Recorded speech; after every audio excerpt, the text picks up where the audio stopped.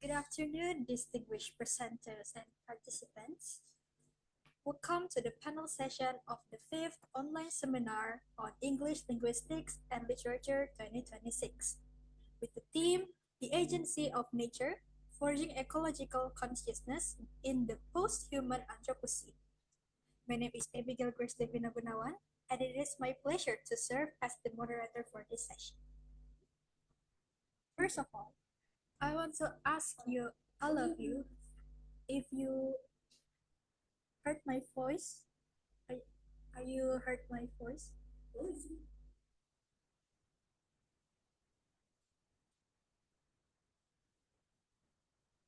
Yes, but it's not really clear.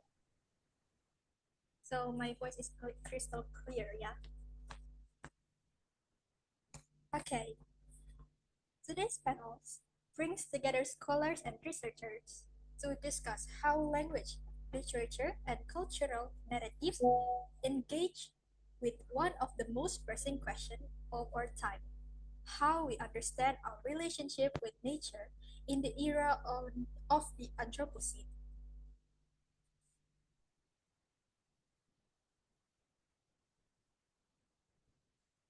Through diverse perspectives in linguistics and literary studies, this session invites us to rethink nature not merely as a background or passive object of human experience, but as an active presence that shapes, influences, and participates in human existence. Before we begin, allow me to introduce our distinguished presenters for today. Our first presenter is Febrian Ramadhani with the presentation entitled with the depiction of grief and its articulation in Train Dreams by Dennis Johnson. Our, our second speaker is Fajudin Roshid with the presentation entitled with Internalization of Racial Discourse in Mohsin Hamid's The Last White Man, a Socio-Cognitive Analysis.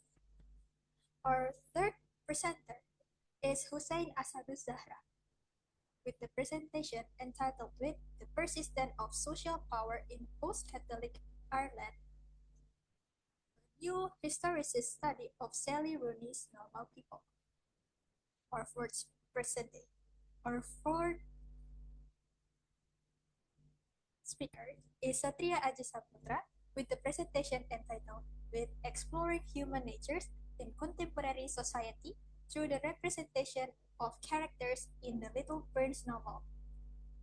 Our fifth speaker is Ringo Ageng Pramana with the presentation entitled with Duality of Ernest Burkhart in Killers of the Flower Moon, The Osage Murder, and the Birth of the FBI by David Grant.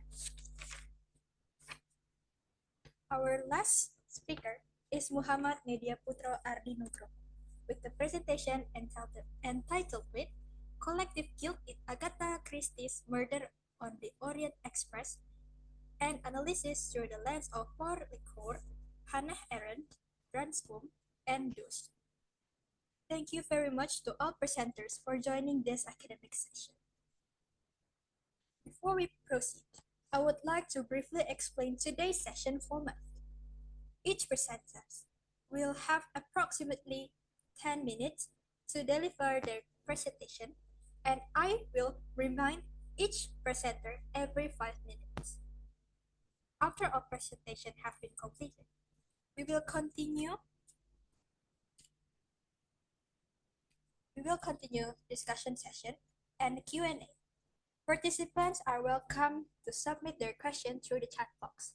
And remember, chat box is only used for the Q&A only. I kindly encourage everyone to actively participate and contribute this scholarly exchange. Now, without our further delay, let us begin our presentation. Our first presenter is Febrian Ramadhani.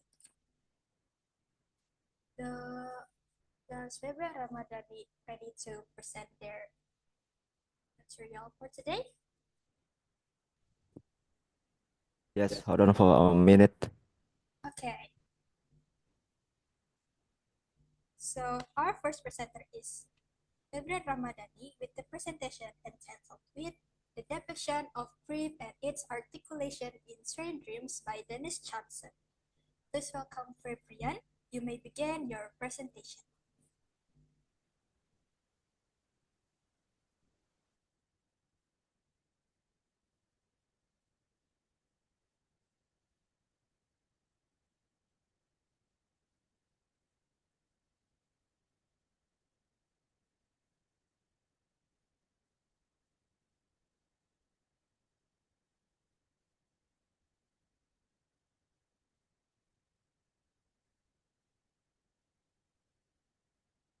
All right, thank you for the time and the place.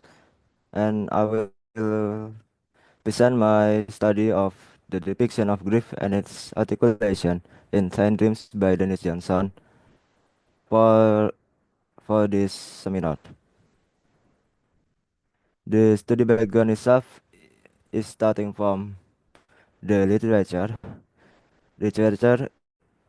in the universal form depicts complex human experiences to its happiness, its angriness, and its sadness. And one of them is grief, and the grief itself is one of the most profound emotional experiences. And one of the story or literature that depicts grief is Ten Dreams.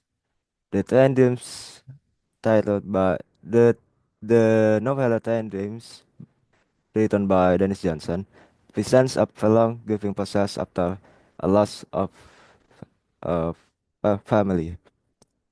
Now move to the previous studies and the research gap. The previous studies about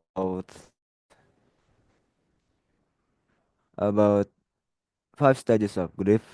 About about five stages of grief is that it apply Kubler-Ross, a theory of five stages of grief by Kubler-Ross, as it is a theory of grief that is popularized, being popular in the literature, and the theory itself and the study itself identify grief stages inside the novella or the literature, and the studies usually focus on and emotional transformation. And to this to those three characteristic of previous studies, the study presents the gap. The study identifies the gap for the three gaps that are those are.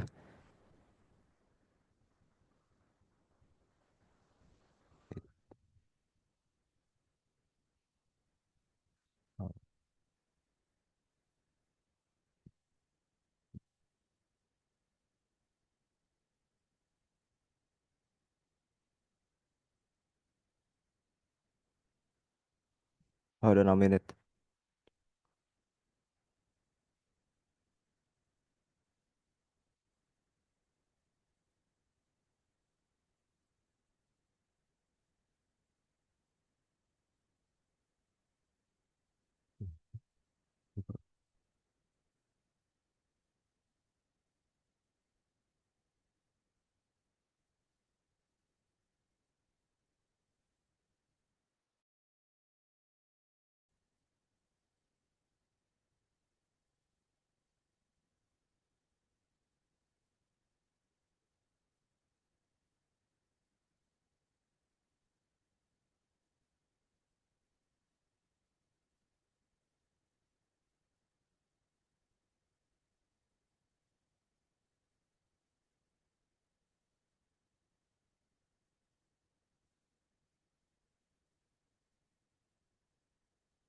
And the three gaps. Let me continue. The three gaps that being identified, those are limited attention to how grief develops narratively, and the second one is limited discussion of grief and its articulation. And the last one is that no study examining this process, specifically in this novella of Tiny Dreams. Now, this study objectives itself has two objectives. Those are exploring the depiction of grief inside the novella by Dennis Johnson, with the grief depicted as gradually processed. And the second one is that the study explores the articulation of grief that wills from private experience of the main character into overt or a sound social articulation of loss. And the framework for the study itself is starting from the loss or the factors contributing to the loss, and from the loss it moves into the emotional response of the loss itself. Those are denial, bargaining, and the depression that will be shown in this study. And the next phase of the framework from emotional responses is that it is acceptance, and from the acceptance it moves into articulation, and the articulation itself is starting from the private articulation, and then it moves into the social one. And for the method of this study, the study is using a qualitative approach for the method, and specifically it is using the descriptive qualitative, and by using the primary source of Tiny Dreams as the novella written by Dennis Johnson, and the data itself, it presents three kinds of data. Those are narration, dialogue, and internal monologue. And for the analysis, it only uses a method of close reading. Now move to the factors contributing the grief itself. For for this character with the name of Robert Gainer. Robert Gainer is experiencing a childhood separation, uh, or uh, a loneliness of being separated by his family or by his family. And the second factors that contributes to his grief is that the wildfire that happens during that during not during the wildfire that happens towards his family, or his daughter and his wife. And the third factors that contributes to Grainer's grief is that the long-term solitude that Grainer experienced before and after him being married with his wife and have a family. And the states that is being depicted of grief inside the novella is only shown by four stages, not the full five stages of grief. Those are denial, bargaining, depression, and acceptance. And the main finding of the denial itself, in summary, is that Grenier resisted his emotional to a permanent form, and after moving from the denial stage, Grenier imagining a possibility to preserve connection with his family, the that are his daughters and his wife. And after advancing to the next stage, that is depression, the loss that occurred to Grenier becomes integrated into his daily life, and him being devastated, him being fully fully fully fully feels him being fully feels the emotional wake of the loss itself in these depression states. And the last stage, the main finding of acceptance is that Grainer is able to adapt instead of emotional closure. And now move to the acceptance development. Grainer is having an acceptance stage to and it is shown by him rebuilding his life and him living with his him living with his memory about the his daughters and his wife that are Kate and Gladys, and the and from that him being able to express or articulate his grief or his acceptance of grief in private. And the last one is that him being him being uh, him Excuse being me, able to Devina. Uh, correct.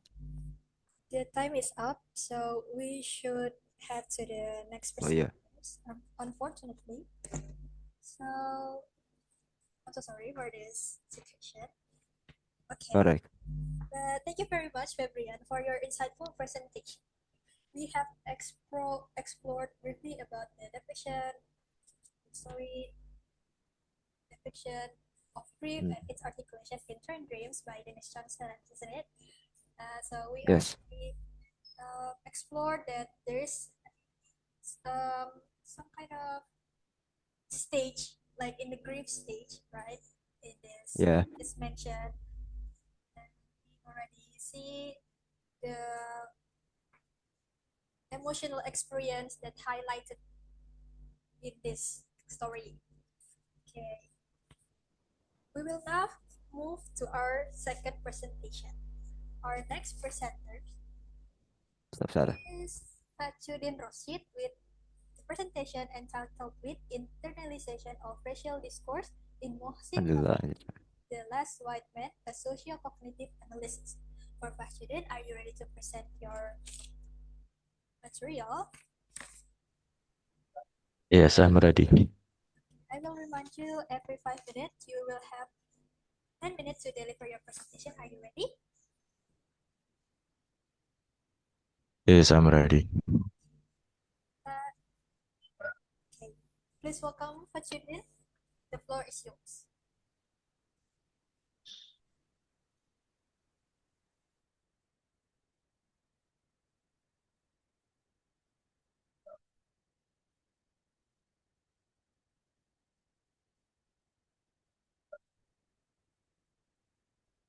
Okay, so thank you for the time. Good afternoon for all of you. Today, I will present my research titled Internalization of Racial Discourse in Mohsin Hamid's The Last White Man, a Socio-Cognitive Approach. This study explores how racism and white supremacy are not merely about physical discrimination or state laws, but rather about something much more latent, with how racial discourse infiltrates and lives within the human mind. Let's we get to the introduction. This novel, titled The Last White Man, which I use as my object of the research, offers a brilliant speculative premise, which historically whiteness is positioned as the unseen normative standard. But imagine what happens to racism if all white people suddenly turn into dark-skinned. For the previous studies on this novel have mostly focused on the characters' physical responses, post-colonial trauma, or social alienation. However, there is a gap. They miss the cognitive anatomy of the issue. The main thesis of my research is that when visual markers of the race, or in this case is the skin color, is disappear, The discourse of racism does not die with them. Instead, it survives within the character's social cognition. That is why this research is essential. To unpack this cognitive phenomenon, I employ the socio-cognitive approach in critical discourse analysis by Van Dyck. This framework is the most precise analytical tool because it bridges the macro structure of society with the microstructure of text through what is called a mental model.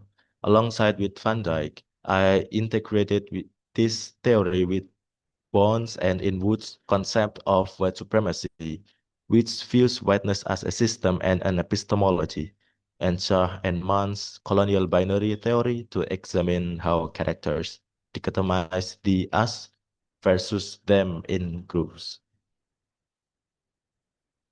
Next, for the methodology of my research, this study uses a qualitative descriptive method. The data is entirely sourced from the novel's text and processed through three stages.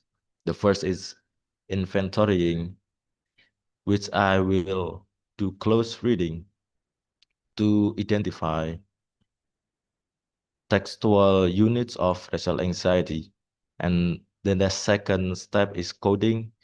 After I gather the textual units or the textual source, then I classify it based on Van Dijk's cognitive categories.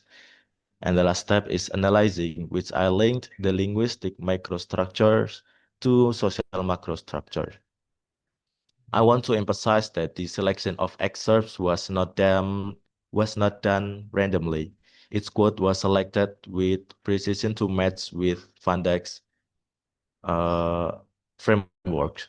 I specifically filtered the excerpt from internal monologues to dialogues that project the characters' cognitive shifts and panics as they respond to the loss of their whiteness. For the finding, the first analysis result, cognitive mediation and dehumanization when the main character, Anders, finds himself turning dark. His cognition automatically constructs this as a threat. He feels robbed and reacts with murderous rage. He even views his own reflection and other dark-skinned people through dehumanizing metaphors, such as sea creature or animals. On the other hand, Una's mother begins to build an imaginary boundary by frequently use possessive deities like our people or their kind. This proves that group boundaries are not created by biological differences, but purely produced by the discourse in their minds. The second finding highlights panic and victimhood appropriation. When the visual markers of power disappear, the character's social order collapses. Normal interactions becomes awkward. Furthermore, their cognition fabricates imaginary fears. One mother is absolutely certain of an impending reckoning or violent revenge in the form of caging and killing by those who are now just as dark as they are, even though that threat is practically zero in the real world. There is no such threat at all. This is a victimhood appropriation because they twist the facts that turning their historically oppressive group into victims of the others' savagery. This is a logical fallacy that deliberately maintained to rationalize their paranoia. Okay, so in conclusion, this study proves that racism in the last white man operates not most radically at the cognitive level. The domination of white supremacy has embedded its ideology so deeply that when the characters lose their original skin color, their cognition responds to it, not as a biological anomaly, but as an existential crisis. Racial discourse is capable of creating and sustaining anxiety independently within the human mind, even without any actual physical discrimination or conflict in the real world. I guess that's all what I can say. Thank you for attention, and for the session, I will return it to the host. Thank you. Thank you so much, Pachedin, for your presentation.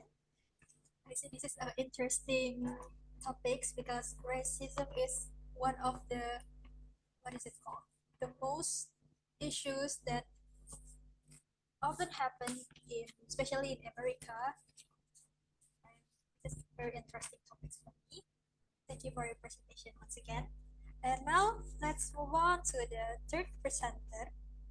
Our third presenter is Hussein Asado Zahra with the presentation entitled with the persistence of social power in the post-Catholic, sorry, the persistence of social power in post-Catholic Ireland, a new historicist study of Sally Rooney's Normal People. For Hussein, are you ready to begin your presentation? Yes, I will remind you that you have 10 minutes to deliver your presentation, and I will remind at each 5 minutes. Okay? thank you. You can start your presentation.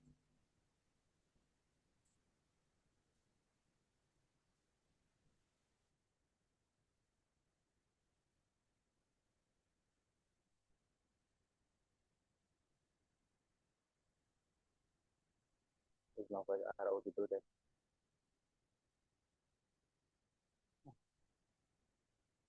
Alright. Good afternoon, Ma'am Karina. Good afternoon, everyone. And thanks for the article. Thanks for the opportunity. My name is Hussein Asadu Zahra from University of Masjid Mara. Today, I would like to present my paper that's called The Persistence of Social Power in Post-Catholic Ireland, a university study of Salary Multiple. Alright, let's begin with the background of the study. Over the last few decades, Ireland has experienced a significant social transformation. As the authority of the Catholic Church declined, Irish society became increasingly secular, liberal, and modern. Ideally, this process of secularization should reduce social control and provide individuals with greater freedom to shape their own lives. But however, the reality is more complex. Although the Church has lost much of its authority, different forms of social regulation continue to shape everyday life through peer groups, family relationship, and social expectations. Previous studies on normal people mainly discuss about romance, class inequality, mental health, and interpersonal relationships. Meanwhile, studies on Catholic Ireland mostly examine secularization from historical or social perspective. There is still limited research connecting these two discussions by examining how normal people represent the persistence of social power in post-Catholic Ireland through the perspective of new historicism. Therefore, this study aims to analyze how social power continues to operate in the novel and how this representation reflects the socio-historical transformation of post-Catholic Ireland. Okay, let's move to the theoretical framework. Before explaining the findings, I'd like to briefly introduce the theoretical foundation of this research. This mainly draws on Stephen Trimlet's new historicism, which argues that literary text and historical context are closely interconnected. And then to understand the historical context, I also use the work of Tom English, one of the leading sociologists of Ireland. English explains that how the decline of the Catholic Church transformed Irish social and cultural life, especially the way authority and morality operate in society. In addition, I refer to Turpin, who discusses about how modern Irish society increasingly relies on secular institutions and everyday social relationships rather than religious institutions in regulating personal life. So this perspective helped me to explain how the social power changed in its form rather than simply disappearing after secularization. Now let's move to the methodology. This research employs a descriptive qualitative method. The primary data source is a Cellulose normative, while the secondary data consists of historical and sociological studies discussing about post-Catholic Ireland. The analysis is conducted in three phases. The first one is close reading by identifying relevant textual evidence, and then the second one is coding by organizing the evidence into thematic categories, and finally, the selected data were interpreted using new historicism by connecting the literary text with its socio-historical context. For the main finding, I divide it into 3 points. The first one is the decline of Catholic authority. The first finding concern about the decline of Catholic authority. The first quotation, as you can see on the screen, is about shows that attending mass in no longer presented as a genuine religious commitment. Instead, it becomes a family obligation. This suggests that religious practices have gradually lost their spiritual significance in everyday life. The second quotation also demonstrates this transformation. Rather than referring to religious teachings, Cornell Mother Lorraine emphasized the responsibility by saying, as long as you are using protection, you can do what you want. This indicates that moral authority has shifted from religious doctrine toward individual responsibility and personal choice. Overall, this example illustrates that the Catholic Church no longer functions as the primary source of moral regulation in contemporary Irish society. For the second finding, however, the decline of religious authority does not mean that social power disappears. My analysis identifies 5 forms through which social power continues to operate. The first one is peer judgment, where individuals regulate their behavior in order to social acceptance. The second one is social surveillance, shown by Connell's fear of being judged by his classmates. And then the third one is the culture of silence, represented by Marian's family, where violence and conflict are ignored rather than confronted. The fourth one is internalized shame, in which Marian gradually believes that she deserves to be mistreated. Finally, domestic violence, which represents the physical manifestation of unequal power relation within the family. These findings demonstrate that although religious authority declines, social power continues to regulate individuals through everyday relationships.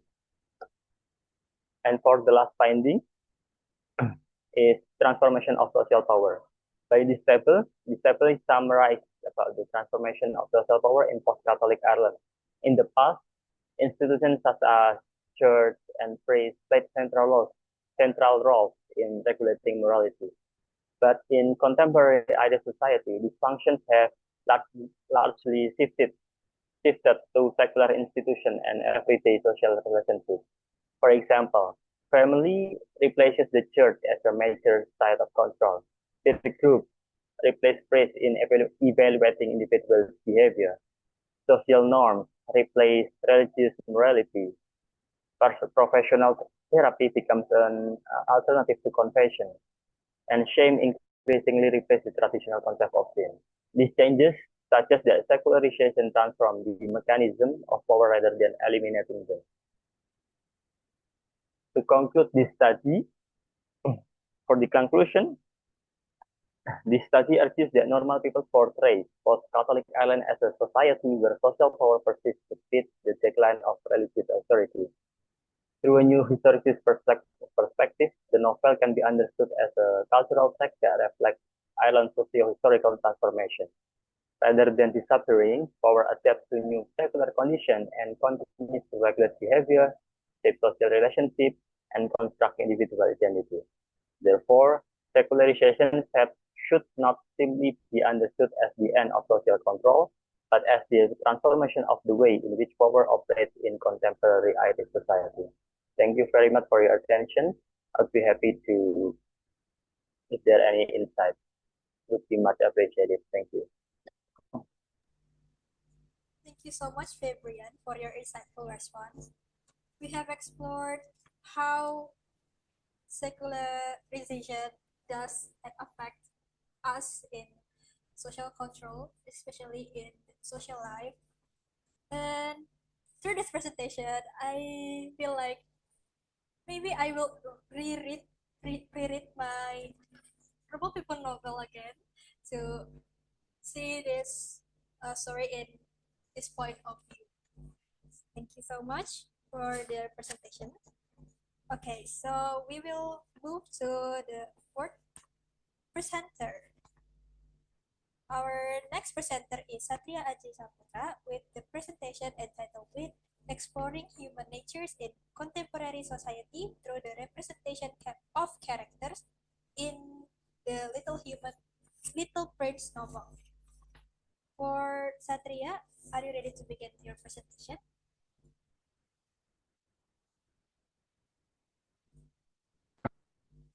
Okay, yes, I'm ready. Let me share my presentation first. You may share your screen, and I will remind you that you have 10 minutes to present your material, and I will remind you each 5 minutes. Okay, this is my presentation available. Visible. I still can't Wait, see the screen.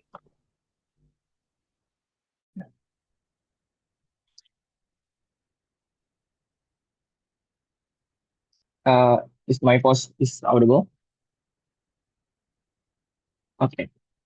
Hello everyone. Good morning, and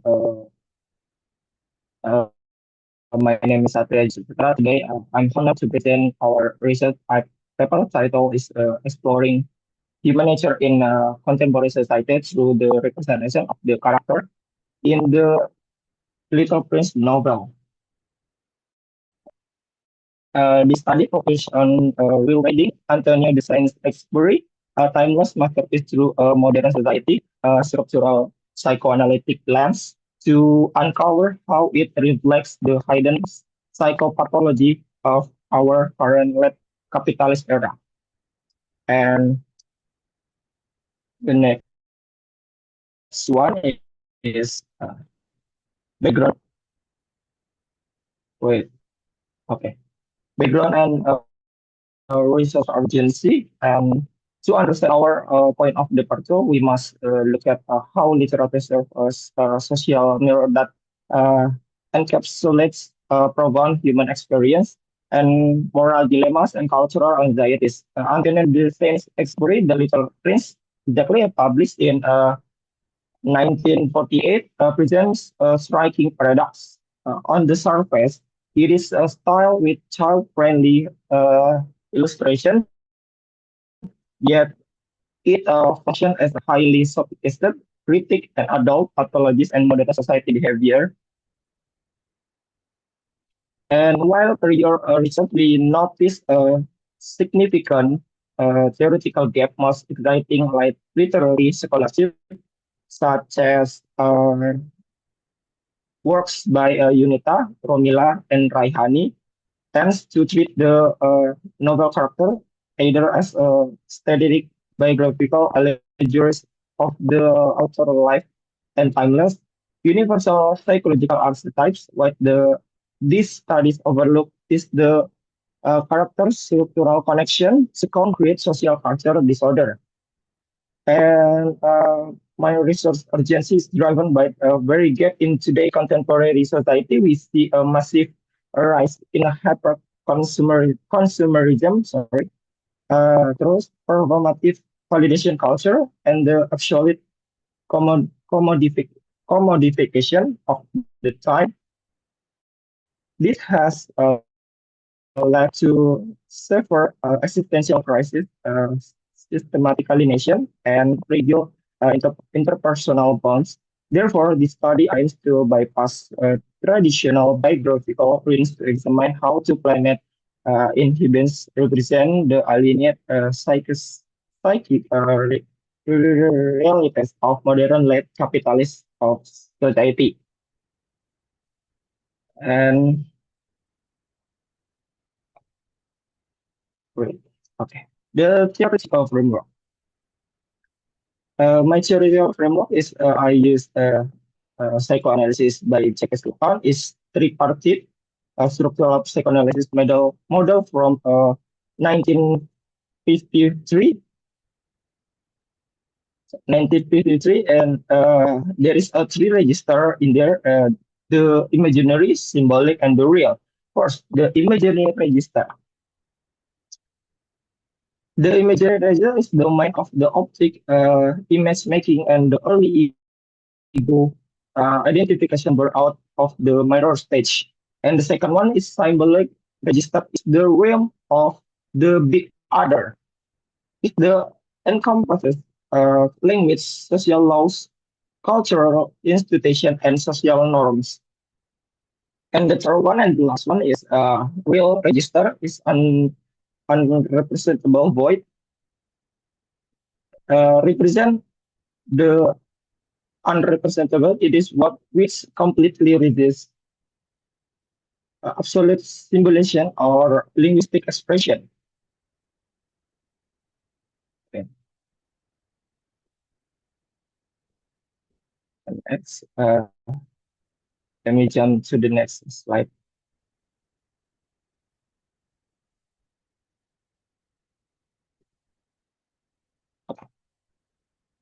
My research methodology is using a qualitative approach grounded firmly in textual and character analysis. Our primary data source in the text of Antonin de Saint-Exupéry is the Little Prince novel. To mention strict academic, objective, and religious personal interpretive bias, we adopt Catherine Bowlesy in 2013 textual analysis framework, emphasizing direct and systematic familiarity with the structural specific of the text. Our analytical workflow follow the rigorous five-step process. We begin the exhaustive proofreading of the novel, followed by data extraction of the factor traits, and expansive literature review, thematic categorization into social pathologies, and by final stage of rigorous textual verification. And let up, let wait. Okay. Let's now dive into our primary findings, starting the okay, starting the try power validation as escapism. First, on accurate 300 to 325, we encountered the king who represents laws, absolute obedience. He yet he sits completely alone and empty planet. In contemporary terms, he perfectly satires institutional authority structure that really on empty titles and pure performance without possessing genuine substance, leadership, or true committee to serve. And the second one is a Weinman or the admirer, who embodies the aesthetic ego. In the imaginary register, he seeks endless external praise for his beauty and intelligence on empty planet. This is a profound structural critique of modern social media validation culture, where the individual built a fragile, highly alienated sense of worth based on on performative aesthetic and the superficial gaze of others. And the third one is the drunkard, highlight the sheer weight of the shame. He drinks to forget that he is ashamed drinking.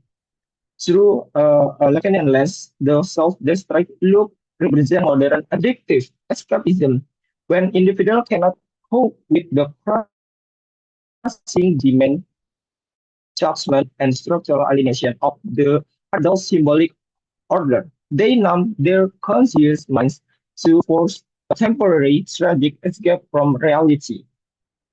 Okay. The next one is orphanics, accumulation, and alienation. On Asurate 328, we observe the businessman and his fetish possession. He, he counts and owns 500 billion stars solidly to write their number on the slide paper and lock it in drawer. This is a devastating starch satire of stereo camping. capital accumulation under a lock it in a drawer. And in the real register, this store brings him no genuine pleasure, exposing the deep spiritual void of life spent hoarding abstract wealth while abandoning genuine the deep spiritual void. Like by hoarding abstract wealth while abandoning genuine human connection. And the next character is the merchant, a comedy device timed by selling pills that eliminate the thirst to save uh, 53 minutes a week. This exposes the hollow nature and of modern productive optimization, where we ruthless streamline live a basic experience without knowing what to do with the saved time. And the next one is Lamplighter. Another 359 entries were anthropologist David Weber's classified as a bullshit job. He blind editors to order to light and every single minute because his planet turned faster. Yet the rules remain stagnant. He represents the modern worker, monotonous, repetitive. And lastly is we jump to the Spielberger showcases theoretical ideas. He holds endless geographical data, but proudly he refuses to explore his own planet because he is a scholar, not explorer. He mirrors a modern academic vacuum where information data is hyper-valued but completely severed from real life human experience.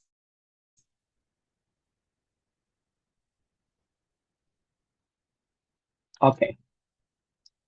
Our last three finding is the roles is within contrast authentic emotional space against what a sociologist Sigmund Bauman calls liquid love versus love. Uh, the first character is the rose. The rose represent immense emotional represent the immense complexity. Okay,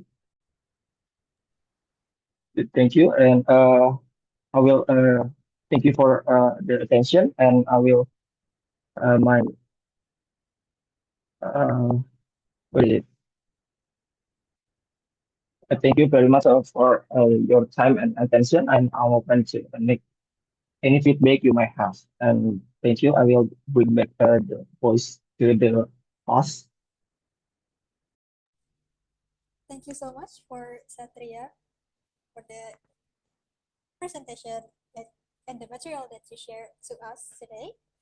So, from your presentation, we see that the one that intrigues me a lot is how power play a big part in this novel, right? And we can see the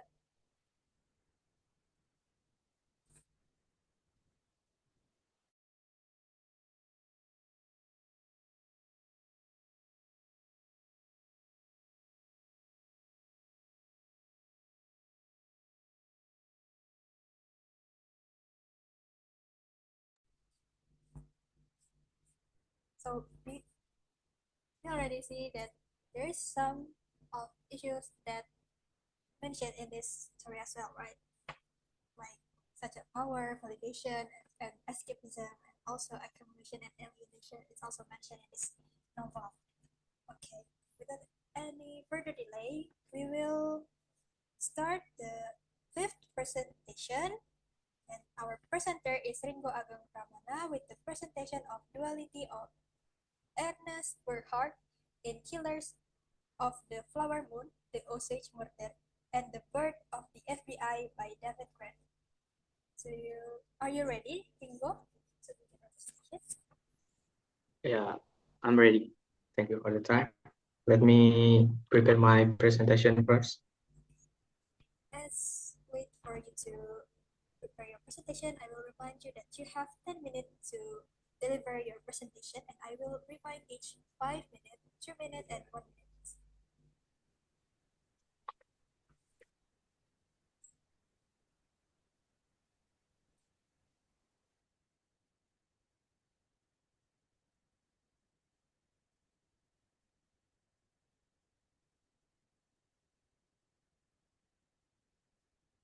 Okay, good morning, everyone.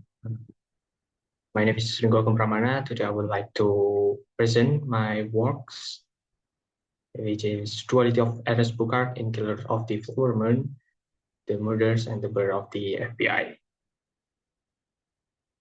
So, to begin, let us consider the nature of violence in literary studies. Acts of physical violence are rarely just external plot devices. They are frequently the final, explosive manifestation of a deeper inner turmoil when characters face conflicting urges, societal pressure, and moral choices. The result is often severe psychological instability. This phenomenon is vividly exemplified by Ernest Bucard in David Grant's novel. Ernest presents a deeply disturbing paradox. On one hand, he demonstrates a sincere affection, tenderness, and emotional dependence toward his wife, Molly Bucard. On the other hand, he is actively entrenched in manipulations, exploitation, and the systemic eradication of her family. However, when we look at existing literature and the previous studies, such as studies by Morska or Ulia, has heavily emphasized the post-colonial aspects, focusing on systemic racism and the collective greed of white perpetrators against the Osage people. In this broad systemic analysis, the individual nuanced psychological fragmentation of Ernest Bucard is often overlooked or simplified into mere villainy. This study aims to fill this gap. We are not just asking what he did, but how a human psyche allows such profound contradictions to coexist. Thanks. To systematically investigate this phenomenon, my research addressed two central questions. The first question is, how does the self-fragmentation represented in Ernest Bucard's character?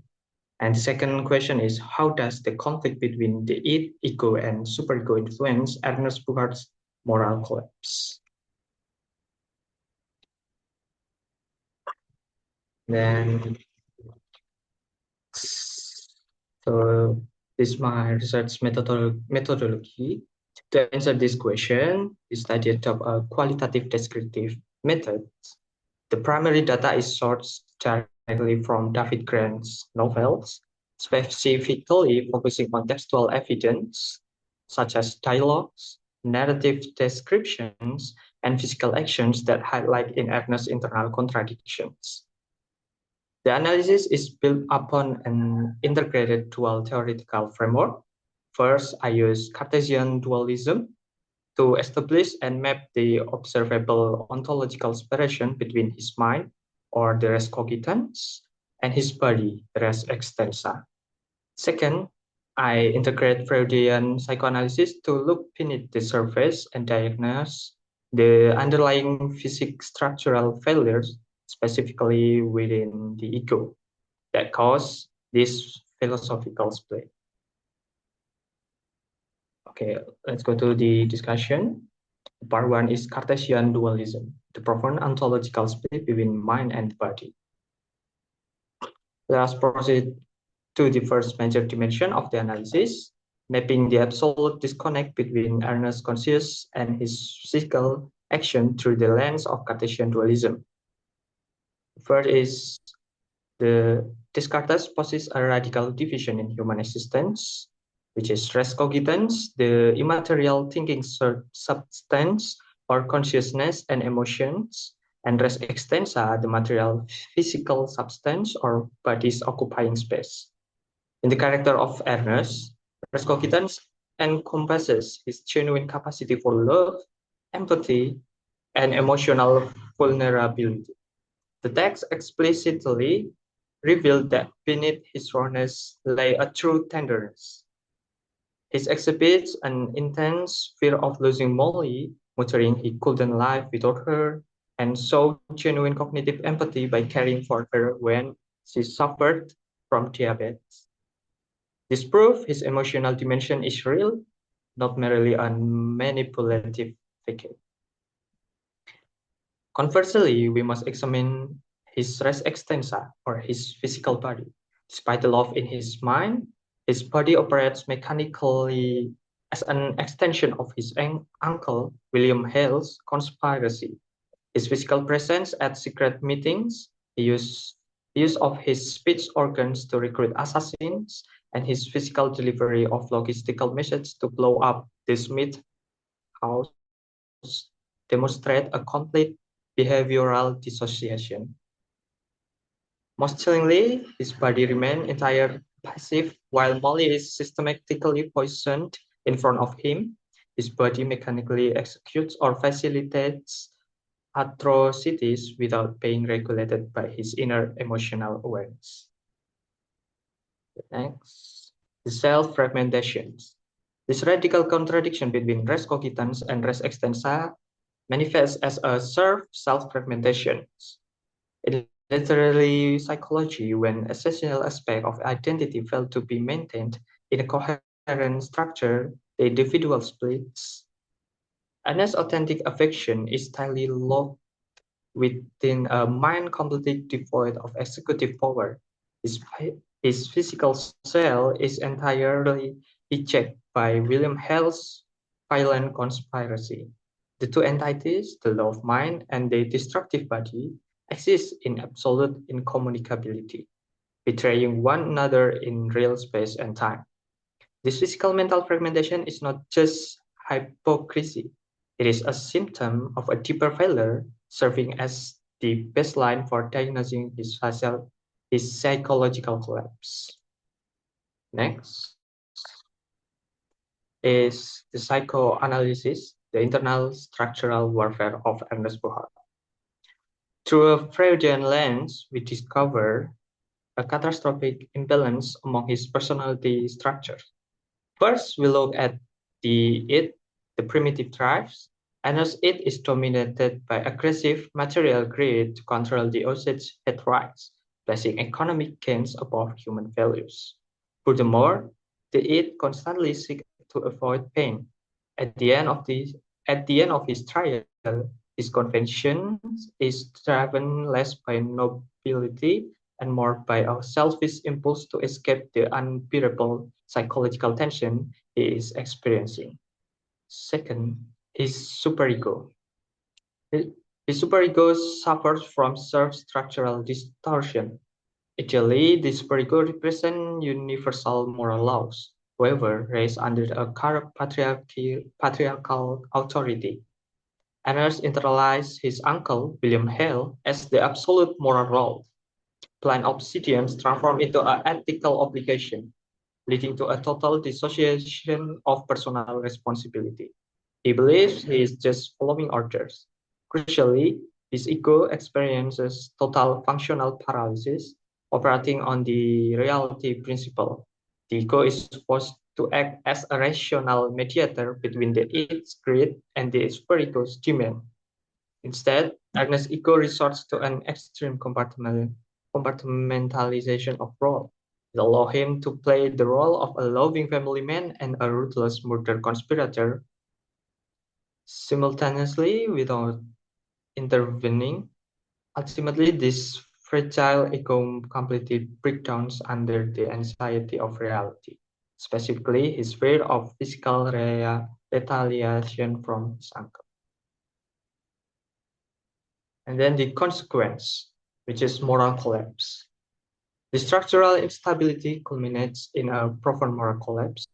It is vital to note that in literary psychology, moral collapse doesn't necessarily mean a complete absence of conscience. Ernest remains aware of his lies and guilt. He knows what he's doing is wrong.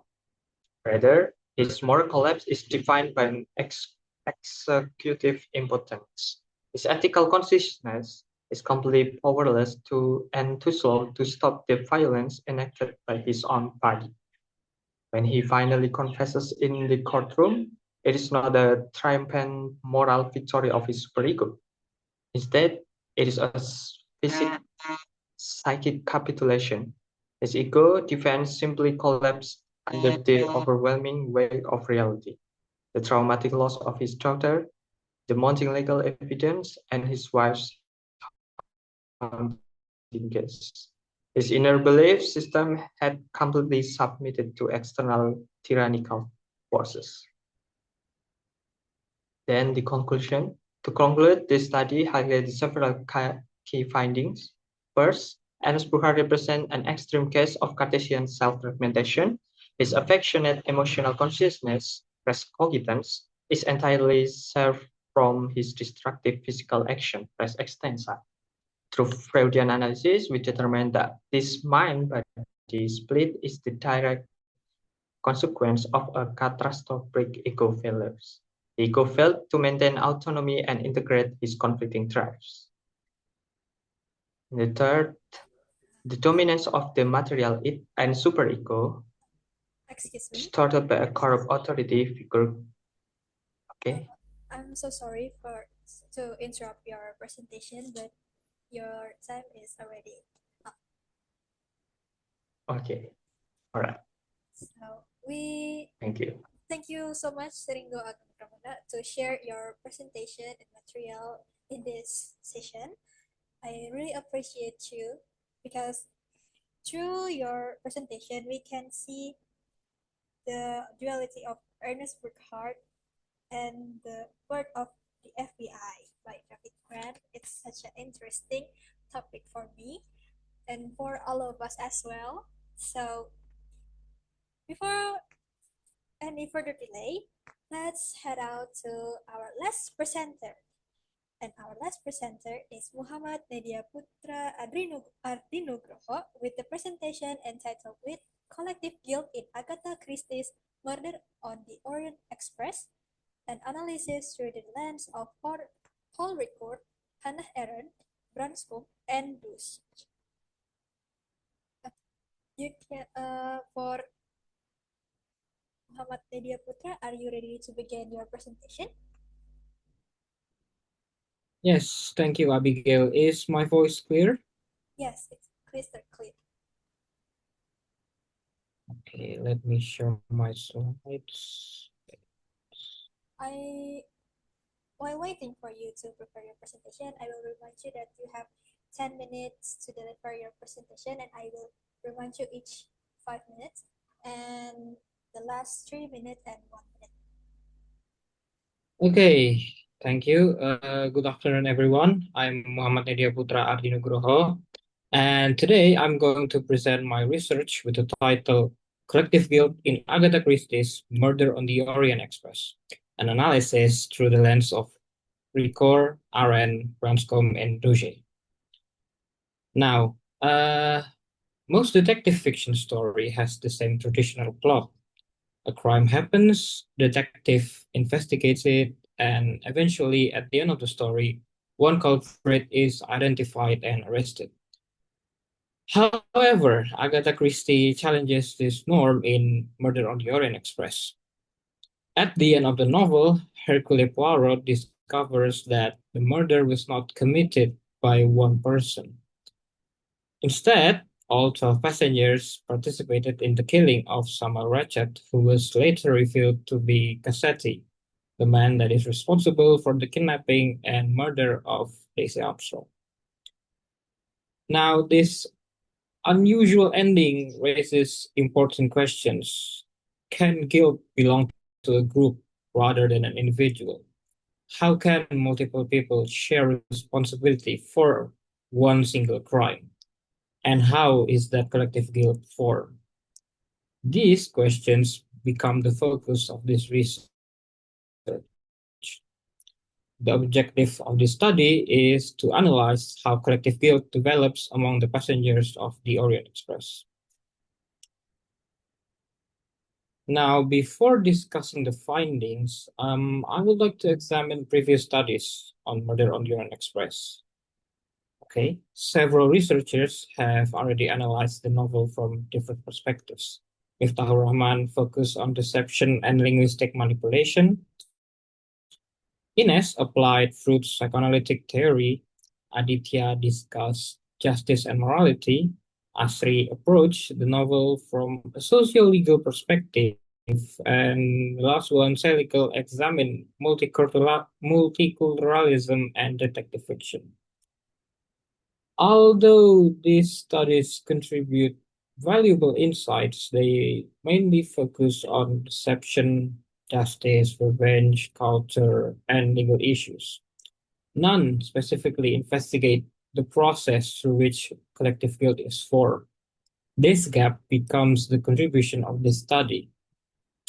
To explain collective guilt, this research combines several theoretical perspectives. Alexander's theory of cultural trauma explains how a shared traumatic event can shape collective identity.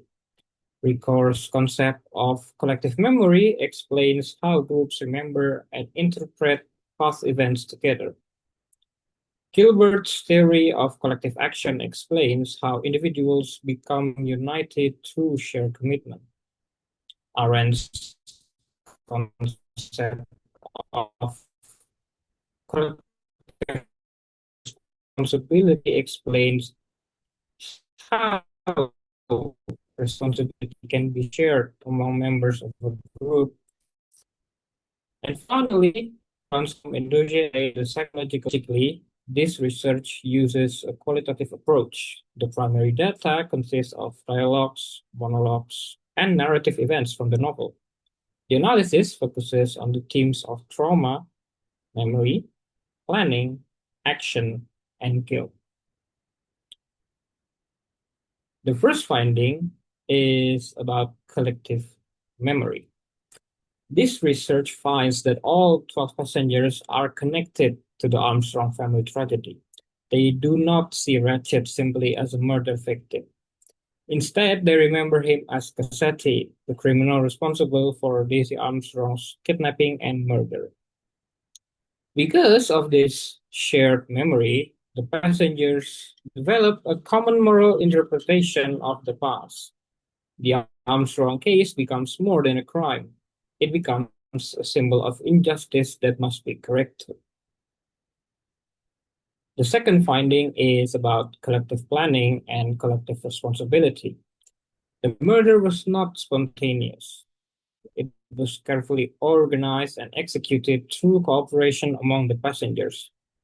Linda Arden explains that the group spent considerable time intentionally consisted of 12 people. This number symbolizes a jury in court. The passengers therefore view themselves not merely as murderers but as representatives of justice. Through this shared planning, responsibility became collective rather than individual. And finally, the third finding is about the psychological distribution of guilt. The passengers deliberately structured the murder so that no one would know which stab wound caused Ratchet's death. As Poirot observes, none of them would ever know who delivered the fatal blow. This uncertainty distributes responsibility equally among the group. Rather than carrying guilt individually, the passengers share the burden collectively. Based on these findings, the study proposes a process of collective guilt formation. The process begins with the Armstrong tragedy. This tragedy creates shared trauma among the passengers. The trauma is then preserved through collective memory. That memory encourages collective planning. Collective planning leads to collective action. Collective action produces shared responsibility. And finally, shared responsibility results in collective guilt. Therefore, collective guilt in the novel is not an immediate emotional reaction. It is a great dual social and psychological process. In conclusion, Murder on the Orient Express is more than a detective novel. It is also an exploration of morality, justice, and collective responsibility. The study demonstrates that collective guilt emerges through the interaction of trauma, memory, planning, action, and responsibility. At the same time, Christie challenges readers to question the relationship between legal justice and moral justice. Although the passengers are legally guilty, many readers still view their actions as morally understandable. Thank you for your attention.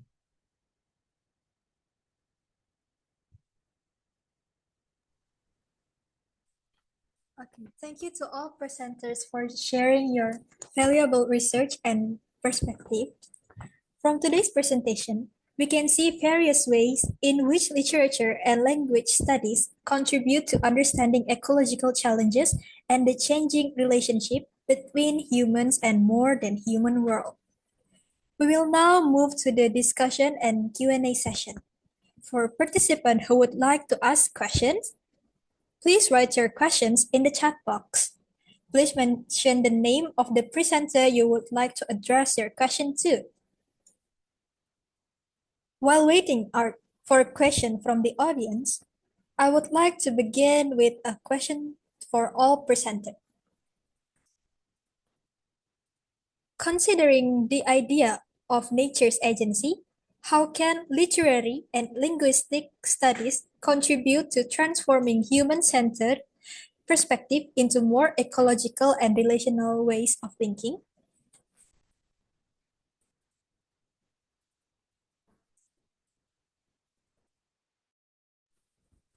Every presenter can answer the question. And I will put the question to the chat box as well.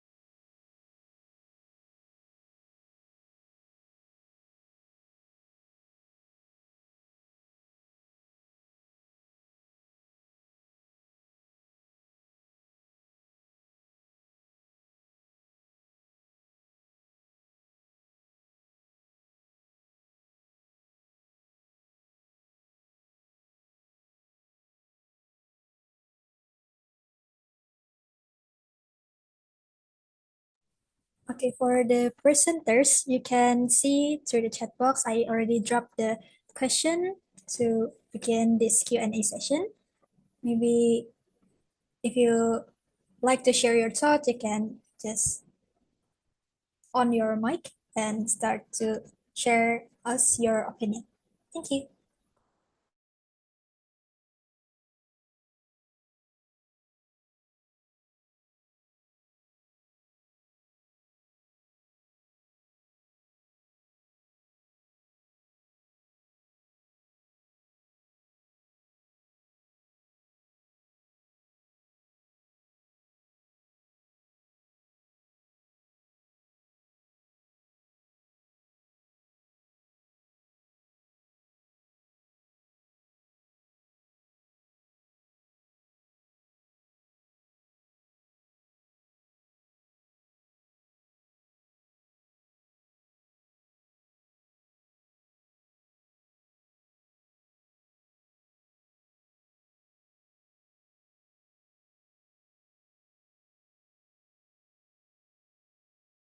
Or maybe participant would like to share their question to the presenters.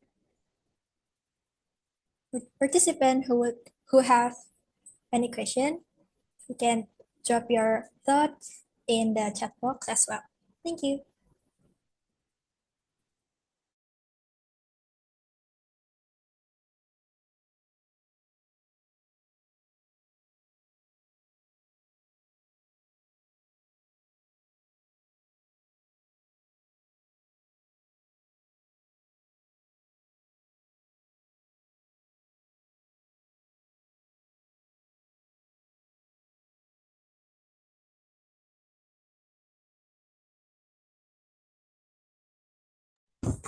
Okay, so we have a question from Adinda Haifa Febru, and this question is referred to uh, Satria Aji with the question of, do you think the characters in the novel Little Prince can represent contemporary society today?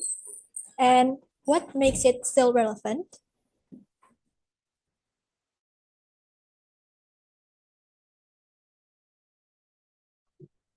Okay, wait. Uh,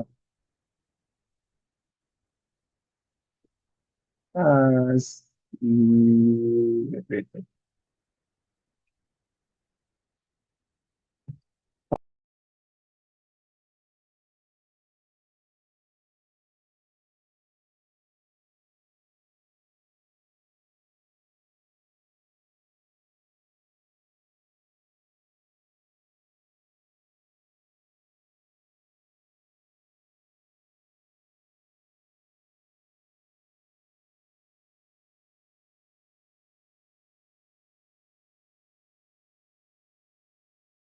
We still have 10 minutes left for Satria Aji to answer this question.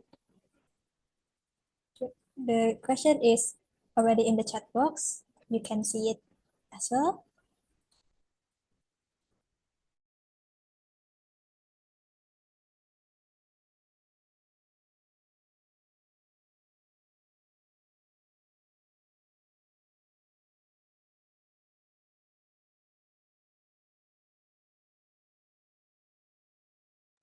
Sorry, Kak Satria, your mic is still mute.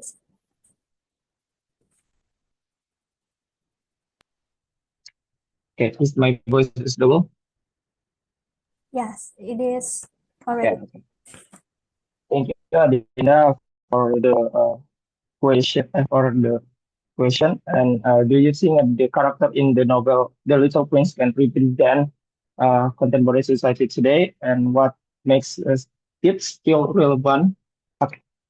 It is true that the novel was published in 1943, and as stated in our background of the study, a great literature serves a mirror that transcends immediate historical moment, and the character of the Feynman or the admirer who craves endless praise on otherwise entirely empty planet functions as a psychological prototype of the contemporary uh, performative validation culture. And what he saw through imaginary audience, modern individuals see through likes a highly curated digital profiles on social media. Send experience capture the embryo of this modern social pathologist early and our study successful contextual them with today realities. Is my answer is my this is my statement answering your question, Adinda. Or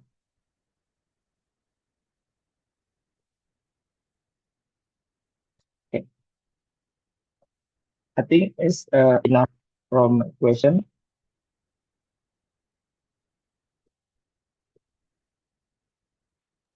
Okay, thank you, Kak Satria, for sharing your response, and thank you for Adinda Okay, thank to you. ask for asking. Is there any participants who would like to ask?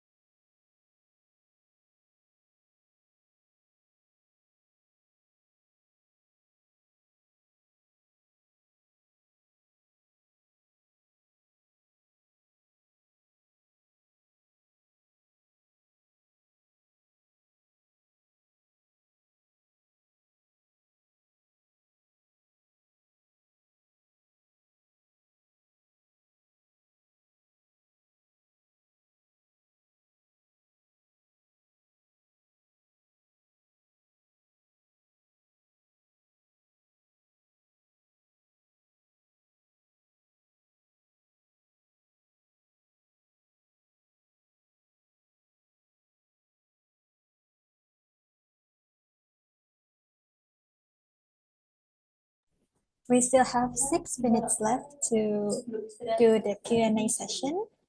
If you guys have a question for the presenters for today's in this session, you can drop the question through the chat box. Oh, there's one question from Dia Ayu Puspita, and this question is referred to Kak Muhammad Media Putra. And the question is, based on your analysis, would you argue that the characters' actions are genuinely driven by collective guilt, or that collective guilt is used to morally justify their act of revenge?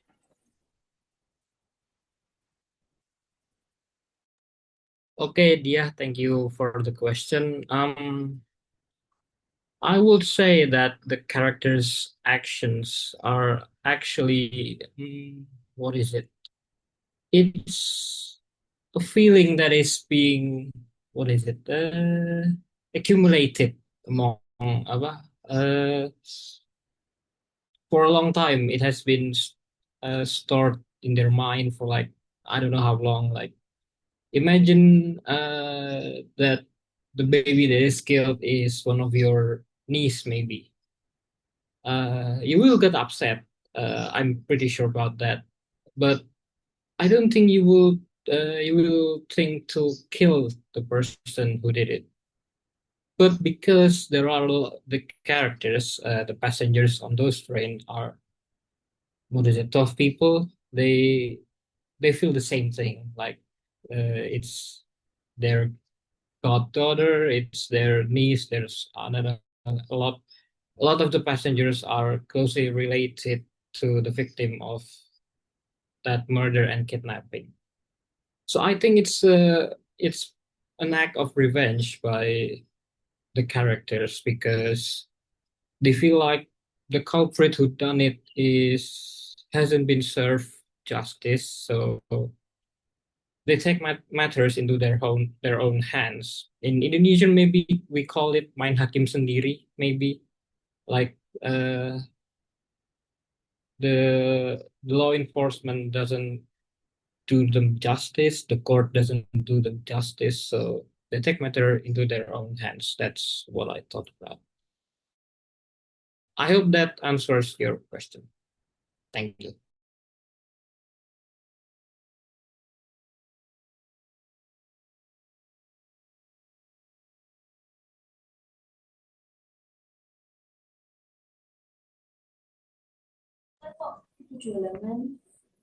Okay, thank you Kak Muhammad Media Putra for sharing your thought and opinion to this question. And it seems like there's no other questions that we can receive from the participants again. So unfortunately, let us close this session.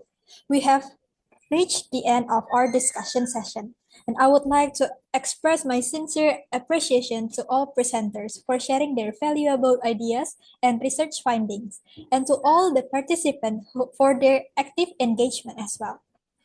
Today's discussion reminds us that language and literature do not only represent the world around us, but also shape the ways we understand, imagine, and respond to ecological realities. May this discussion inspire further research and collaboration in exploring the relationship between humans, nature, and the wider ecological community. Thank you once again for your participation in the fifth online seminar on English Linguistics and Literature 2026. I'm Abigail Grace, and has been an honor to moderate this session. Wait, let me take a quick screenshot for this session. Everyone can turn on their camera. I will count to 3 to start this screenshot. 1, 2, 3.